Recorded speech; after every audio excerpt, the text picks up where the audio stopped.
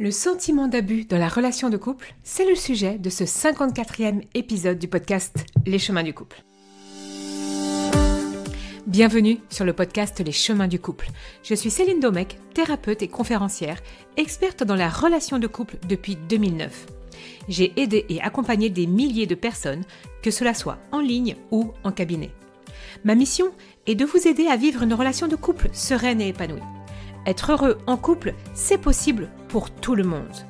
Donc si vous cherchez à améliorer votre relation amoureuse, vous êtes au bon endroit. Mon objectif dans ce podcast est de vous apporter un nouveau regard sur la relation amoureuse, plus de connaissances, d'informations et surtout des conseils. Ce podcast hebdomadaire sera un soutien pour transformer vos difficultés en opportunités de vivre la relation amoureuse que vous méritez. Je vous souhaite de passer un très bon moment. Démarrons ensemble ce nouvel épisode. Aujourd'hui, je vais essayer de vous parler d'un autre sentiment dans ma série des sentiments, qui est le sentiment d'abus, plus particulièrement, bien évidemment, dans la relation de couple.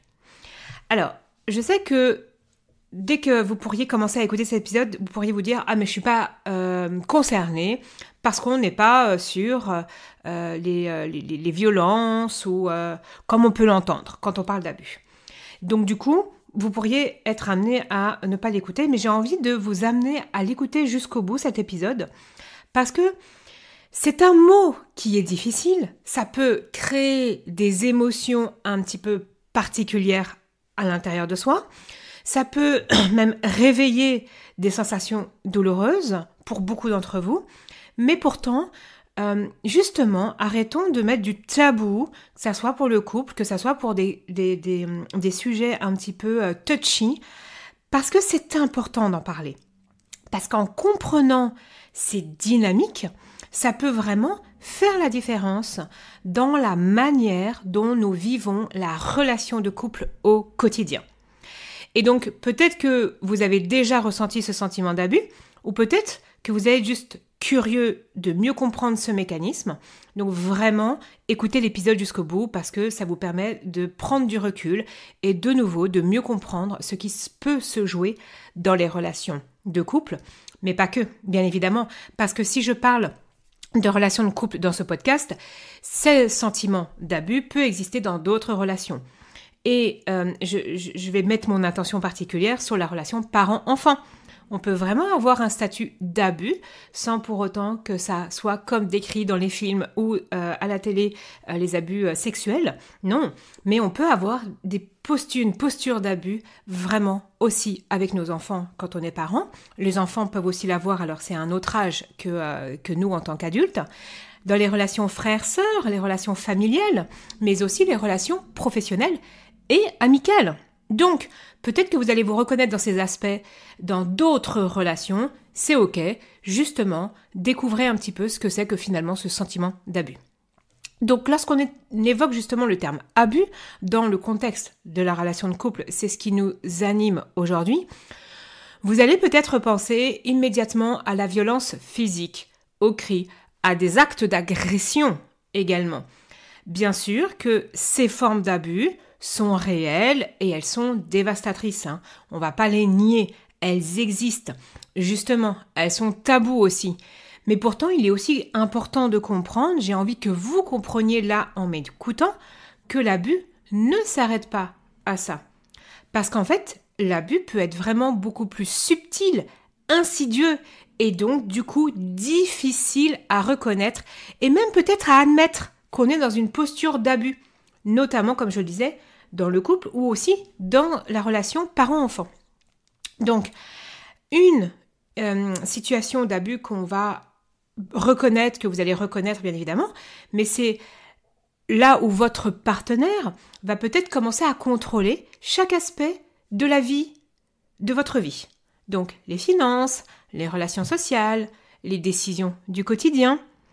Alors, il y aura peut-être dans ce cas-là aucune violence physique, mais ce contrôle peut créer une atmosphère étouffante où vous allez vous sentir isolé et impuissant. Et là, c'est par exemple un exemple d'abus financier et psychologique. Il y a aussi la dévalorisation. Je parlais dans le précédent épisode, on était sur le sentiment d'humiliation. Eh bien ici aussi, la dévalorisation, c'est une manière qui va être subtile mais persistante de rabaisser, de vous rabaisser. Ou que vous rabaissiez l'autre. De faire sentir que l'autre n'est jamais à la hauteur, qu'il a toujours tort. Et bien ça, c'est aussi un abus verbal qui peut être aussi, ça c'est pour les personnes qui « Oh, mais moi j'utilise l'amour au 3e degré ». Ok, ça peut être camouflé sous des plaisanteries ou des critiques dites constructives. Pourtant, ça peut mener et abîmer vraiment l'estime de soi et la confiance quand la personne subit ça. Il va y avoir aussi, j'en parlais tout à l'heure, un petit peu l'isolement social, où l'un des partenaires va faire en sorte que l'autre se coupe progressivement de ses amis, de sa famille, jusqu'à ce qu'il se retrouve assez seul, voire totalement dépendant émotionnellement de la relation de couple. Eh bien, cet isolement, c'est aussi une forme d'abus émotionnel qui va créer une dépendance malsaine et qui va rendre encore plus difficile la reconnaissance de l'abus. Et puis, il y a la manipulation des émotions, où l'un des partenaires va utiliser la culpabilité, la peur ou l'amour pour manipuler l'autre, pour obtenir ce qu'il veut. Eh bien, cette forme d'abus, c'est aussi une forme d'abus plutôt qui va être particulièrement destructrice, parce que ça va toucher directement aux émotions et à la perception de soi. Donc, ces exemples, c'est pour vous montrer à quel point l'abus dans une relation va prendre différentes formes, souvent invisibles, déjà à soi, mais aussi aux yeux des autres. Pourtant, petit à petit, ça va profondément plutôt impacter vraiment si vous subissez ou si l'autre subit. Et c'est cette subtilité qui rend aussi plus difficile l'abus à identifier, à le reconnaître, à mettre des mots dessus. Parce qu'en fait, il n'y a pas de marque visible, de cris, de larmes. Par contre, ce sont des cicatrices qui sont vraiment bien réelles. Et donc, lorsqu'on parle d'abus dans la relation, c'est vraiment aussi important de faire une distinction entre l'abus réel, c'est-à-dire les actes concrets, objectivement abusifs, et le sentiment d'abus ressenti par vous, par votre partenaire. Et cette distinction, elle est cruciale, parce que le sentiment d'abus, bien qu'il puisse sembler subjectif, il est tout aussi valable et significatif que les actes eux-mêmes. Et c'est ça, en fait, qui est toujours difficile. C'est quelle est la part entre les actes et le ressenti. Et aujourd'hui, je vais vous en parler un petit peu plus de ça. Puisque donc, l'abus réel, ça va être les comportements qui, selon des critères extérieurs, vont être qualifiés de nocifs, de destructeurs. Donc par exemple, ça va inclure la violence physique, la manipulation émotionnelle flagrante, le contrôle également. Et ces actes sont généralement reconnus comme abusifs par la société, par les proches, et souvent même par les partenaires eux-mêmes. Mais le sentiment d'abus, c'est une expérience intérieure. Et c'est cette expérience intérieure qui est souvent subtile, où la personne se sent maltraitée, se sent dévalorisée, se sent manipulée. Et donc même si les actes ne sont pas immédiatement visibles et reconnus comme tels par l'extérieur, le sentiment d'abus, lui, est réel pour la personne qui le vit. Donc par exemple, une critique répétée va sembler anodine aux yeux de l'autre ou aux personnes extérieures, mais elle va être vécue par la personne comme une forme dénigrante constamment constante. Et c'est ça qui va créer aussi un sentiment d'abus chez la personne qui le reçoit.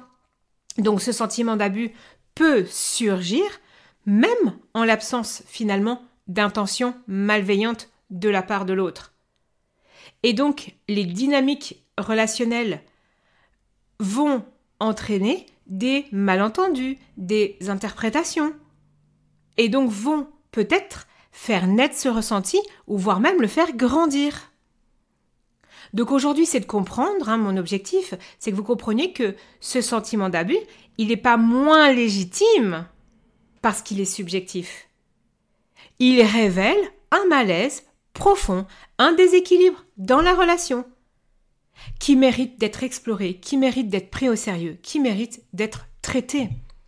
Parce que quand on reconnaît ce sentiment d'abus c'est la première étape importante parce qu'il va refléter une souffrance émotionnelle qui est réelle pour la personne qui le ressent. Il va être peut-être source de confusion, d'isolement, d'interprétation.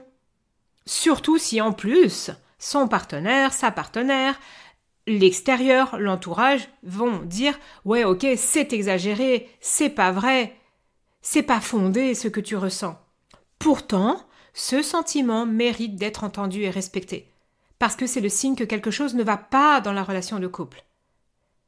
Donc ce n'est pas parce que les comportements abusifs ne sont pas toujours évidents pour les autres, ou même pour le partenaire concerné, que le ressenti doit être minimisé ou ignoré.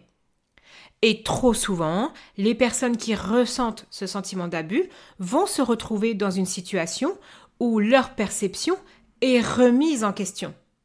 Et des fois, parfois même par elles-mêmes, ce qui va ajouter de la confusion à leur souffrance. Donc le sentiment d'abus peut vraiment progressivement s'installer à travers les interactions quotidiennes, qui prises séparément peuvent paraître plutôt anodines. Mais l'accumulation va créer une atmosphère de malaise, de méfiance, voire de peur, qui peut être vraiment destructeur.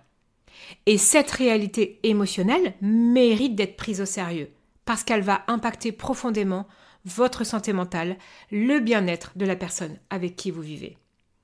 Donc, il est important, encore une fois, de comprendre que ce ressenti n'a pas besoin d'être validé par des preuves tangibles pour être légitime. Dans une relation, chaque partenaire a ses propres sensibilités, son propre vécu. Ce qui va sembler inoffensif peut être perçu comme vraiment blessant par l'autre. Quand l'autre pense que c'est inoffensif, mais l'autre peut sentir que c'est vraiment blessant. Et donc, quand on ignore, quand on minimise le ressenti, sous prétexte, en plus généralement qu'il ne correspond pas à une définition classique de l'abus, ça va nier l'expérience émotionnelle de l'autre et renforcer son sentiment. Donc prendre au sérieux ce sentiment d'abus, c'est aussi comprendre qu'il peut être le signal d'alarme d'une dynamique relationnelle déséquilibrée, de besoins non satisfaits, de blessures émotionnelles qui n'ont pas été encore abordées et traitées. Et donc il ne faut pas minimiser cette expérience, ce ressenti.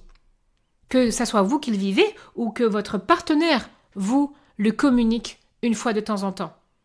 Mais il faut plutôt aller porter une attention, vraiment être sensible et déterminer qu'est-ce qui fait que ça se passe. Et comment on peut justement restaurer le sentiment de sécurité et de respect dans la relation, même lorsqu'il y a ce sentiment d'abus qui émerge. Et donc lorsqu'une personne ressent un sentiment d'abus dans la relation, souvent ça s'accompagne de signes émotionnels et psychologiques assez clairs. Même si parfois ils sont difficiles à identifier sur le moment. Et ces signes ne doivent pas être négligés, parce que de nouveau, ce sont des signaux d'alarme indiquant que quelque chose ne va pas dans la relation. Et donc le premier signe souvent, c'est le sentiment d'insécurité, où la personne va se sentir constamment sur la défensive, comme si elle marchait sur des œufs, où on redoute la prochaine remarque, la prochaine critique, le prochain conflit. Et cette insécurité peut vraiment s'étendre à toutes les sphères de la vie, qui fait qu'on ne se sent pas en paix, même dans les moments qui devraient être sereins ou joyeux. Il va y avoir une autre sensation, c'est la perte progressive de confiance en soi, d'estime de soi, où le partenaire qui se sent abusé commence à douter de ses propres perceptions, de ses propres jugements, à force d'être abaissé, critiqué ou ignoré même. Et donc du coup, elle va se demander, la personne, si vous méritez vraiment ce que vous vivez. Vous allez vous poser ces questions, ou votre partenaire va se poser ces questions, ou s'il n'exagère pas la situation. Et ce doute va être lui aussi destructeur. Parce qu'en fait, ça mine l'estime de soi. Et en plus, ça renforce par de fait le sentiment de dépendance à l'égard de l'autre. L'anxiété aussi, c'est un signe émotionnel assez majeur du sentiment d'abus. Parce que l'anxiété peut se manifester de différentes manières. Une peur diffuse, une crise de panique ou des tensions constantes. Le stress que génère la relation va devenir omniprésent. Et du coup, ça rend difficile toute forme de relaxation, de moments de paix, de bien-être et d'échange aussi dans la relation. La personne peut aussi, vous pourriez, vous ou votre partenaire, on parle bien évidemment de l'un ou de l'autre, mais ressentir de la culpabilité en se reprochant de ne pas être à la hauteur, de ne pas réussir à améliorer la situation. Il y a aussi, lorsque la relation est perçue comme abusive, il va y avoir vraiment des effets à long terme sur la relation en elle-même. Là, j'ai parlé de vous, mais aussi sur la relation en elle-même. Il y a des recherches qui ont vraiment montré que les personnes qui se sentent abusées dans leur couple vont développer des symptômes de dépression, une diminution aussi de leur efficacité personnelle et une tendance à l'isolement social. Et donc, comme vous le savez, l'impact sur la santé mentale va être profond, parfois même irréversible, dans la relation, si l'abus perdure sans que des mesures y soient prises. Il y a eu une étude qui avait été publiée dans le Journal of Interpersonal Violence qui a mis en évidence que les victimes d'abus émotionnels souffrent souvent de troubles du sommeil, de stress post-traumatique et de difficultés à maintenir des relations saines par la suite. Et même après la fin de la relation abusive, les séquelles psychologiques peuvent persister et vont nécessiter parfois des années de travail sur soi pour être surmontées. C'est pour ça que c'est important de reconnaître ces signes émotionnels, de ne pas les ignorer. C'est vraiment le signal, je parle de signe et de signal, mais c'est vraiment ça, qu'il y a une souffrance profonde et réelle et qui mérite cette souffrance d'être prise en charge avec attention, avec soin. Et seule une prise de conscience collective, une écoute empathique, vont aider les personnes qui se sentent abusées à retrouver leur équilibre et leur bien-être. Donc il est important de comprendre que l'abus dans une relation n'est pas toujours le résultat d'une intention malveillante.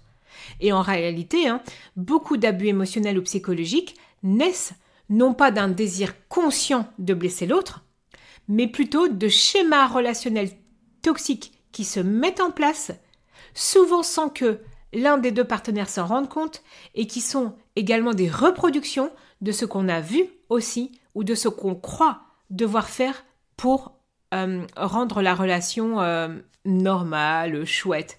Donc par exemple, des parents qui ont eu une relation toxique, c'est normal si je reproduis la même chose.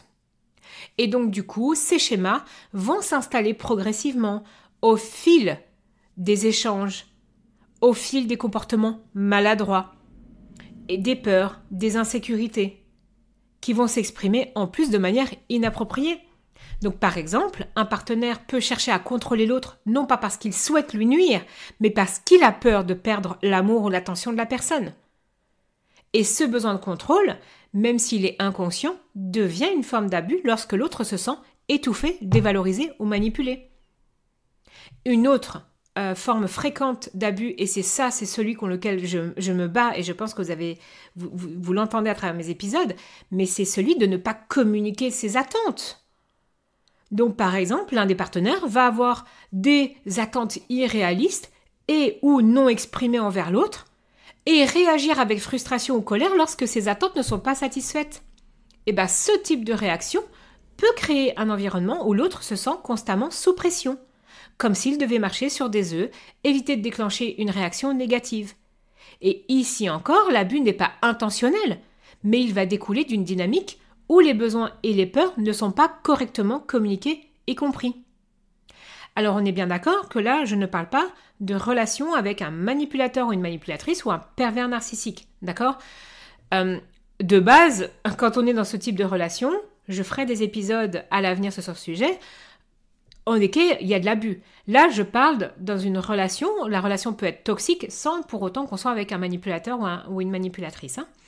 Donc, ces schémas relationnels qui sont toxiques peuvent être, comme je le disais, hérités de relations du passé, de l'éducation ou même de la société. On ne se rend pas compte à quel point aussi notre quotidien est pollué par de l'abus. Donc, souvent, c'est lié aussi à des blessures qui ne sont pas guéries, à des insécurités ou, comme je le disais, à des modèles relationnels appris. Et ça peut se répéter de manière cyclique. Et du coup, ça va renforcer les comportements nuisibles des deux côtés. Par exemple, un partenaire, comme je le disais, qui a été témoin de contrôle ou de dévalorisation dans son enfance, il va vouloir reproduire ce comportement dans sa propre relation sans en être pleinement conscient.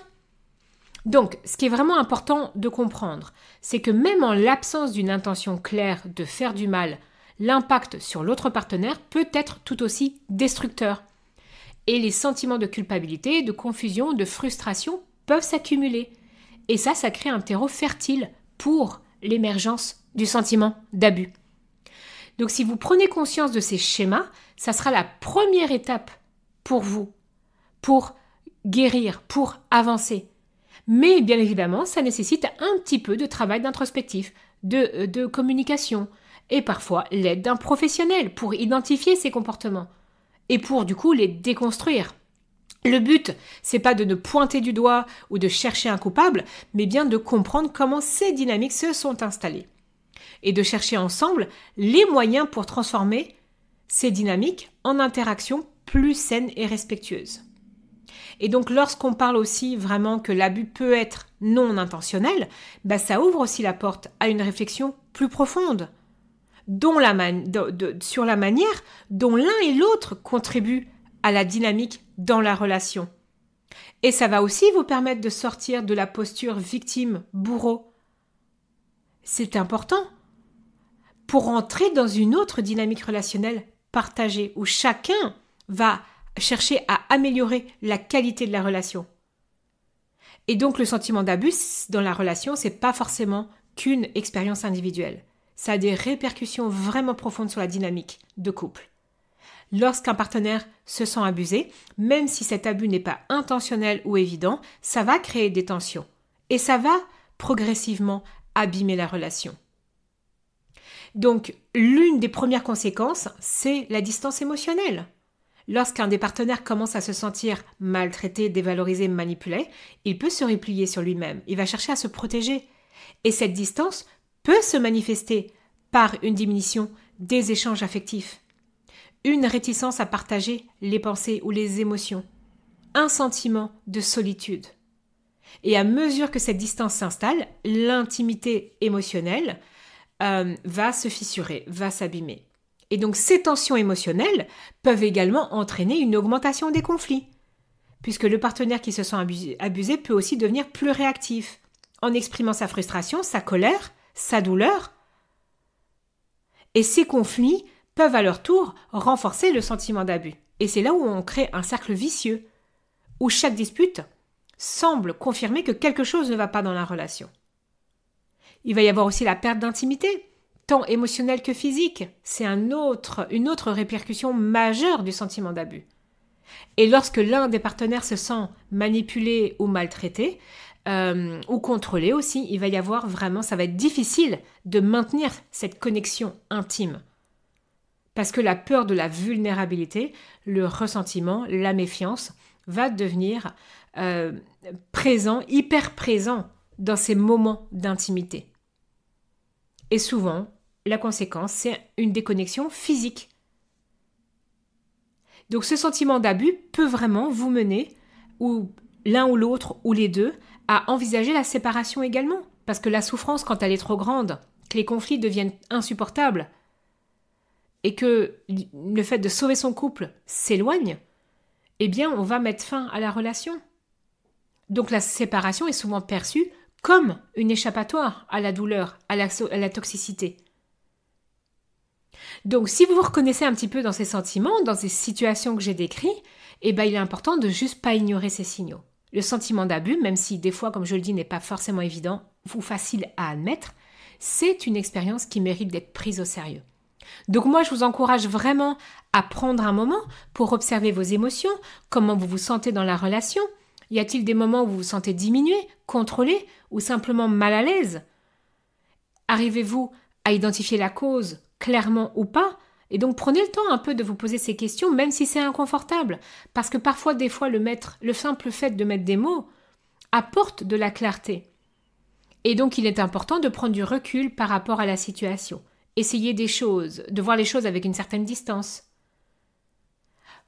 contacter un thérapeute, me contacter pour avancer, pour voir la perspective extérieure, comment sortir de tous ces mécanismes. Donc je vous encourage vraiment à poursuivre votre cheminement en écoutant les autres épisodes précédents aussi, où je parle beaucoup de certains sentiments, ceux à venir également. Si jamais, voilà, j'aimerais vraiment insister, si vous reconnaissez un sentiment d'abus, c'est la première étape sur la prise de conscience. Et bien évidemment, c'est en prenant conscience que vous allez ressentir ce qui va se passer dans votre relation, que vous allez pouvoir agir aussi à améliorer votre relation de couple. On se retrouve très bientôt dans le prochain épisode du podcast. Si vous aimez mon podcast, pensez à vous abonner et également à donner votre avis et mettre des étoiles. Puis, si vous désirez recevoir encore plus de contenu de qualité pour être plus heureux, plus heureuse, jour après jour dans votre relation, alors rejoignez ma newsletter sur mon site internet www.celinedomec.com ou dans le lien que vous trouverez dans le descriptif de cet épisode. À très bientôt!